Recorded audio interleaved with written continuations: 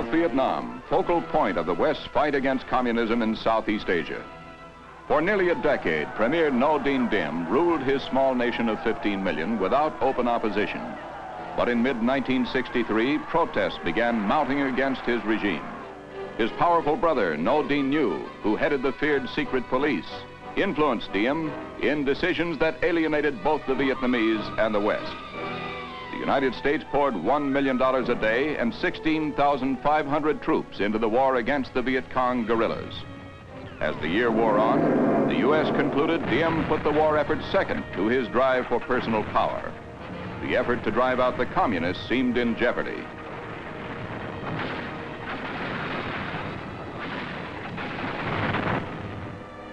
Students and Buddhists rose against oppressive measures by the Roman Catholic Diem family. 2/3 of the Vietnamese are Buddhists. Nhu sent troops against them, killed some, arrested hundreds. But the uprising mushroomed. Buddhists marched. They starved themselves, burned themselves to death. Outspoken Madame Nhu went to the United States to defend her government's actions and to attack the U.S. policy. At home, Nhu increased his oppressive tactics. He went too far. The Vietnam military took advantage of the climate of hatred against Diem and Nhu and of American despair of the situation. In a swift coup, they swept through the streets of Saigon, overwhelmed loyalist forces, and seized key buildings. Diem and Nhu refused an offer of safe conduct out of the country and fled. Both men were killed. Officials at the shell-pocked palace surrendered 18 hours after the revolt began. At news of the Diem ouster, tens of thousands of citizens poured into the streets in a wild celebration. Exuberant crowds tore down statues associated with the Diem family.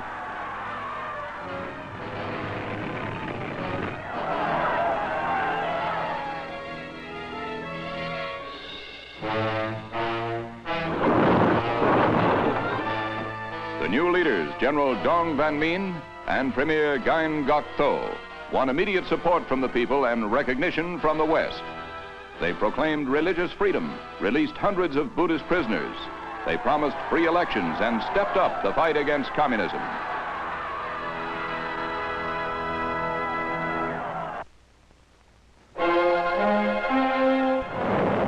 A milestone in '63.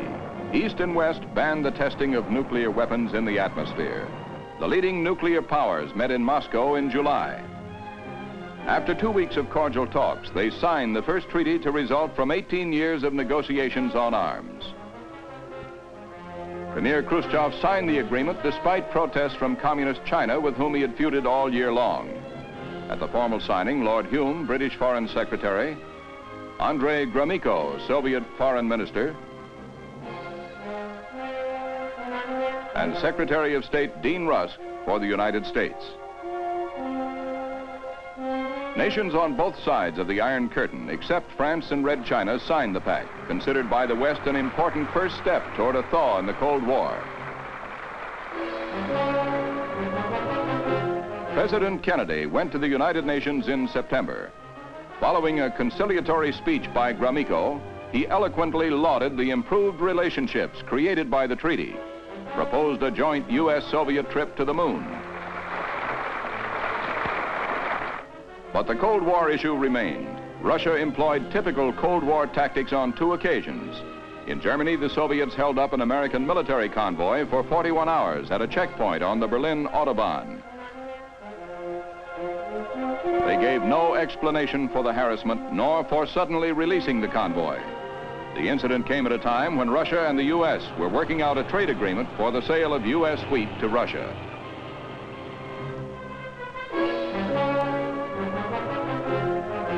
The second occasion, the Soviets arrested Yale professor Dr. Frederick Barghorn on spy charges, released him only, they said, because of President Kennedy's personal concern.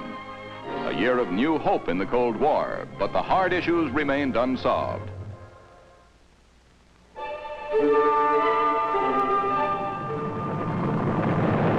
The United States sent astronaut Gordon Cooper on a 600,000-mile journey around the world in 1963.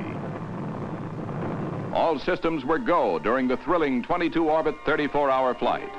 It ended dramatically when an equipment failure occurred just before re-entry, but Cooper guided his capsule by hand to a perfect landing. Cheering sailors aboard the carrier Kearsarge greeted the happy astronaut and his capsule, Faith 7. The recovery off midway in the Pacific went like clockwork. Bravos came from around the world for the United States' most successful space venture to date. So successful, the U.S. ended its one-man space program, planned a two-man orbit next time.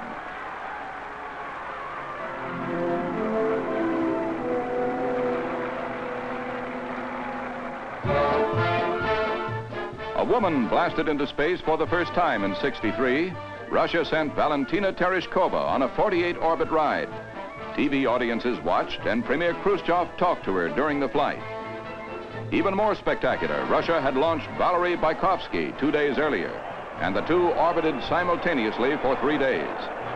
Valentina later married cosmonaut Andrian Nikolaev in her most eventful year. Daralta. 87-year-old Konrad Adenauer retired after 18 years as West German leader. A crowning achievement, Adenauer and French President de Gaulle brought together in friendship the ancient enemies, France and Germany. Dr. Ludwig Erhard, hailed as the father of Germany's miraculous economic post-war recovery, succeeded Adenauer.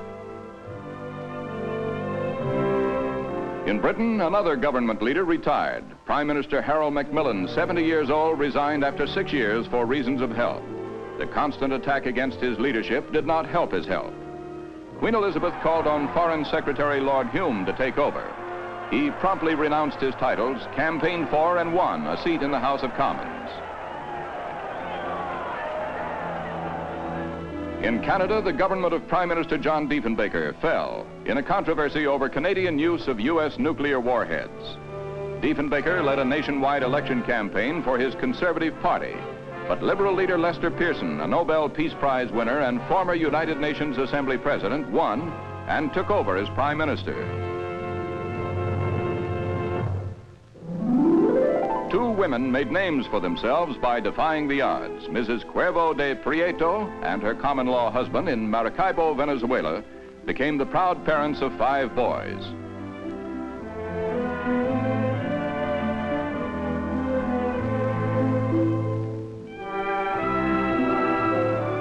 A week later, in Aberdeen, South Dakota, Mr. and Mrs. Andrew Fisher became the happy, if somewhat stunned, parents of 4 girls and a boy, exactly doubling the size of their family. 5 at a time. The odds say it will happen only once in a decade. It happened twice in a week in 1963.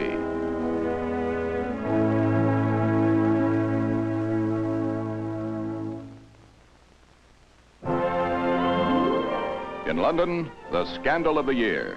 A sordid story that began unfolding when Cabinet Minister John Profumo denied to the House of Commons reports of his affair with a party girl. Later, he admitted he lied. The girl, 21-year-old Christine Keeler, fled the country when the scandal broke, but returned under pressure from a hideout in Spain.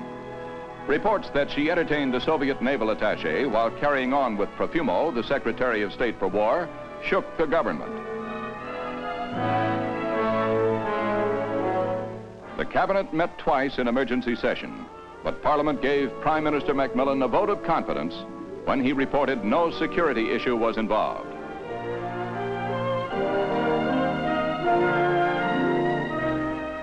A sensational trial resulted when Christine revealed society osteopath Dr. Stephen Ward, a friend of royalty, introduced her to men. A parade of young, beautiful girls testified against Ward, agreed they gave him money from their earnings as prostitutes.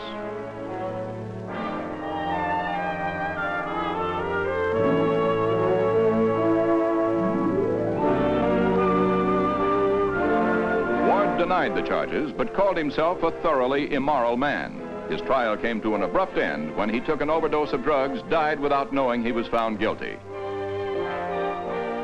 In a final report on the affair, Lord Denning, a judge, blamed the government for not dealing with the situation properly. At year's end, Christine Keeler went to jail for 9 months on a perjury conviction.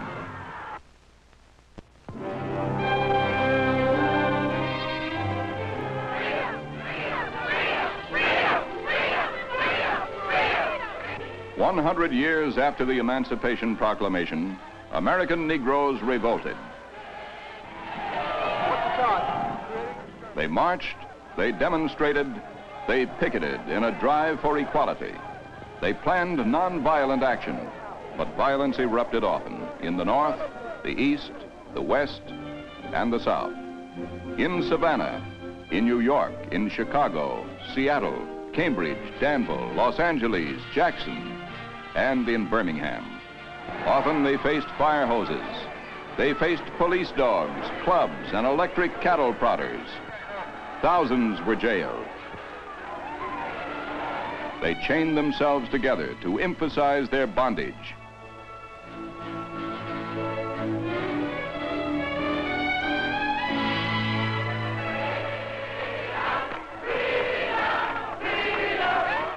Negroes won a fight against school segregation at the University of Alabama in '63. President Kennedy federalized the National Guard to enforce it. Negro students James Hood and Vivian Malone enrolled for the summer term despite a pledge by Governor George Wallace to stand in the schoolhouse door to prevent integration in Alabama.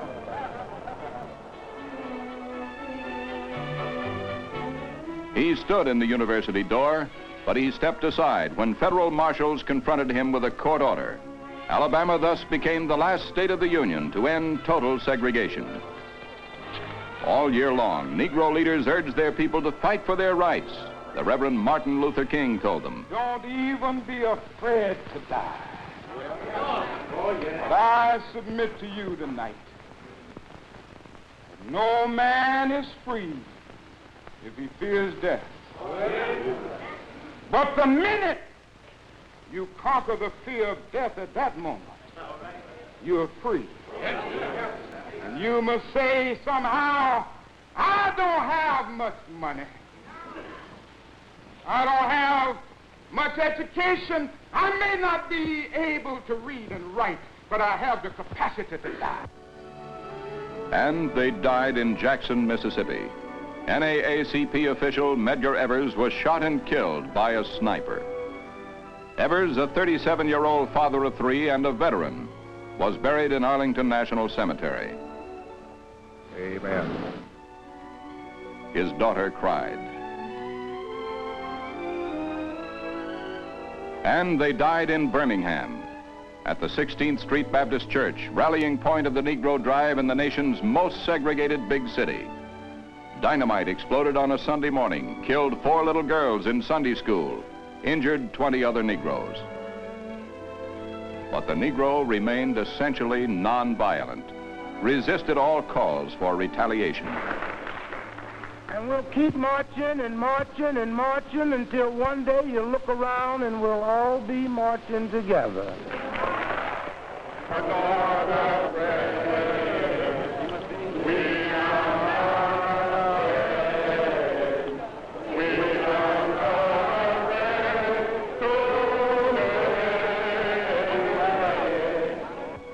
We shall overcome. Battle cry of the Negro Revolt in 1963.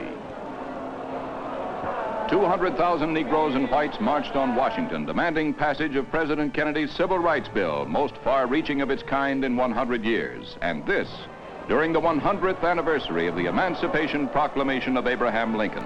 American Negroes demanded freedom, and now, Pope John XXIII died in 1963 at the age of 81, after a 4.5-year reign of tremendous impact. Hear his last blessing in St. Peter's Square in June. The world hailed his moves to modernize the Catholic Church and to unify all Christendom. The College of Cardinals deliberated 41 hours before electing a successor, Cardinal Montini, a liberal certain to continue the profound reforms of John. Pope Paul VI promptly ordered a second session of the Ecumenical Council. Told its concluding meeting in December, he would make an unprecedented visit to the Holy Land in January.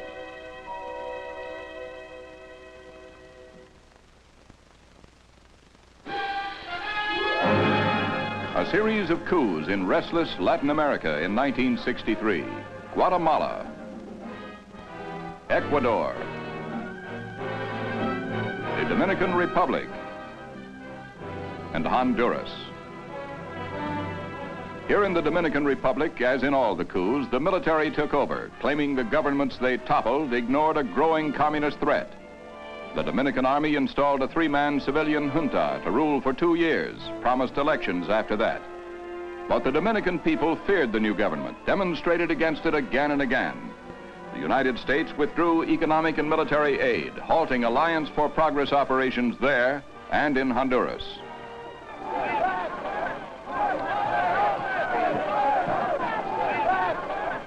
Trouble boiled up in Haiti, too, after President Francois Duvalier refused to step down at the end of his term. He organized rallies to simulate support, withstood pressures from the United States and the OAS, told them, "I'm still here," after reports he had fled in exile.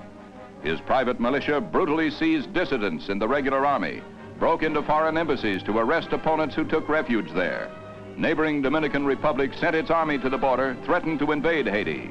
The UN even intervened, but Papa Doc maintained his dictatorship.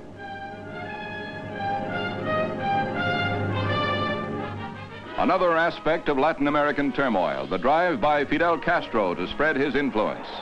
He also bid for more power for Cuba by playing Russia against communist China in their fight for supremacy in the communist world. Castro forces throughout the year tried to undermine Latin American governments. In Venezuela, Castroite terrorists spread chaos in Caracas and other cities in an effort to prevent the presidential election. But the effort failed. Dr. Raul Leone succeeded President Betancourt in the first democratic succession of power in Venezuela history.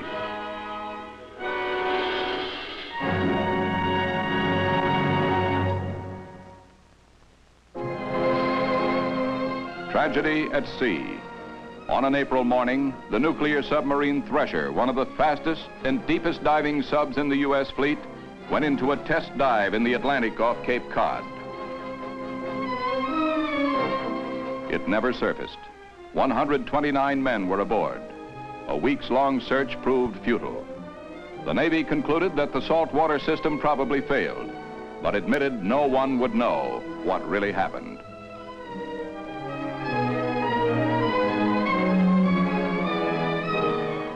Skopje, Yugoslavia. A crushing earthquake struck at dawn in July. It killed more than 1,000 persons, left half of the 170,000 residents homeless. Only 15% of the houses left standing were habitable. In the Caribbean, one of the most destructive hurricanes in memory battered Haiti and Cuba in October. Hurricane Flora smashed into the islands, killing 5,000 in Haiti and 1,000 in Cuba. She shattered houses, flooded roads, laid waste half the crops. Catastrophe struck Italy the same week. A massive avalanche poured millions of tons of earth and rock into the Vajont Dam, third highest in the world, sending a tidal wave of water into the valley below. More than 3,000 died as whole villages disappeared as if they had never existed. One event overshadowed all the rest.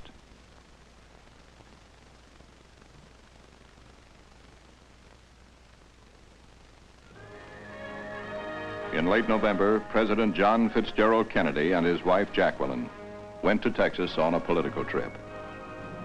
Everywhere they appeared, Texans welcomed them with cheers, ovations.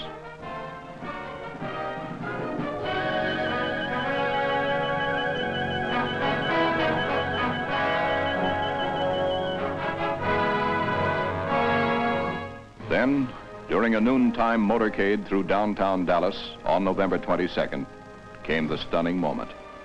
An assassin's bullet struck the president once, twice. The First Lady cradled her mortally wounded husband.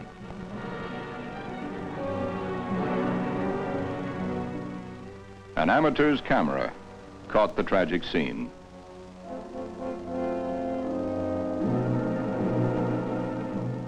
A third bullet hit Texas Governor John Connally in the same car. Connally recovered.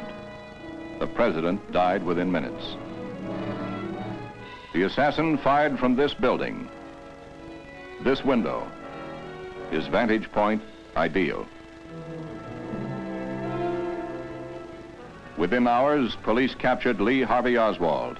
Said evidence proved beyond doubt he was the killer. 2 days later, Jack Ruby, a Dallas nightclub owner, shot and killed Oswald before the eyes of nationwide television.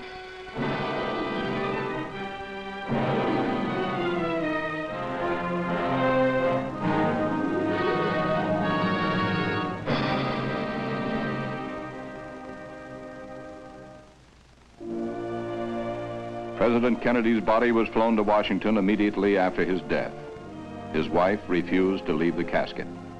Lyndon B. Johnson, sworn into office on the plane, spoke his first words as president to the American people at the airport.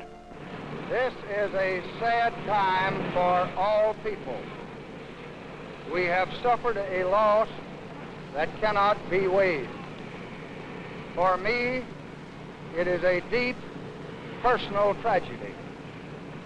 I know that the world shares the sorrow that Mrs. Kennedy and her family bear. I will do my best. That is all I can do. I ask for your help and God's. The next day, the new president went immediately to work to reassure a shocked world. He met with Secretary of State Rusk.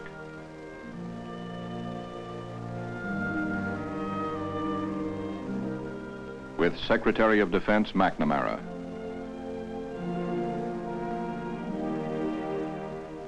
Former President Eisenhower. The young widow's great dignity and grief gave heart to all the world's mourners. A caisson drawn by 6 horses took the president's casket to the Capitol building to lie in state.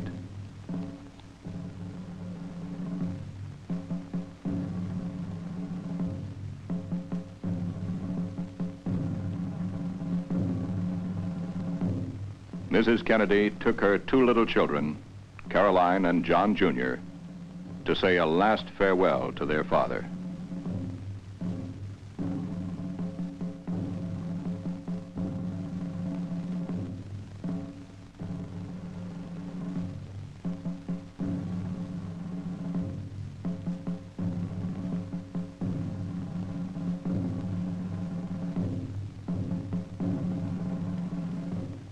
Then, throughout the day and all through the night, hushed mourners by the thousands filed past the casket to pay their last respects to the 46-year-old president, martyred in his 3rd year in office.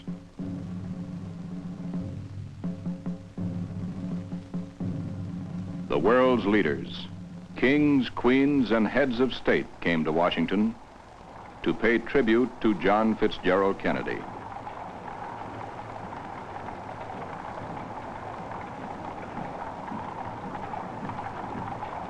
Jacqueline Kennedy and the president's brothers, Robert and Edward, led a procession behind the caisson to St. Matthew's Roman Catholic Cathedral for the funeral service. It was the greatest assemblage of its kind ever to gather for such an occasion.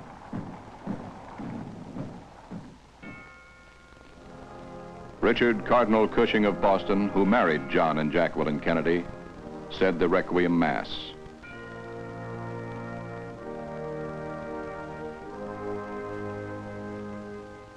At the end of the service, the Kennedy children returned to the White House.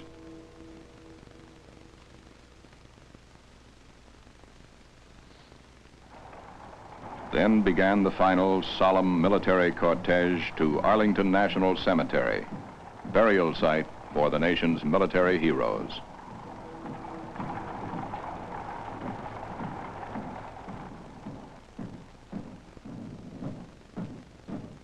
The final journey for John Fitzgerald Kennedy, as his family, his country, and the world grieved his loss.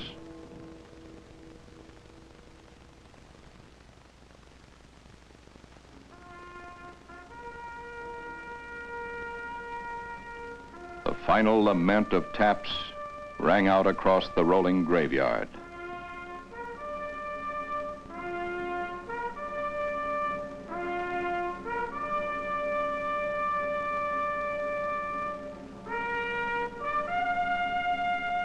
His widow lit an eternal flame.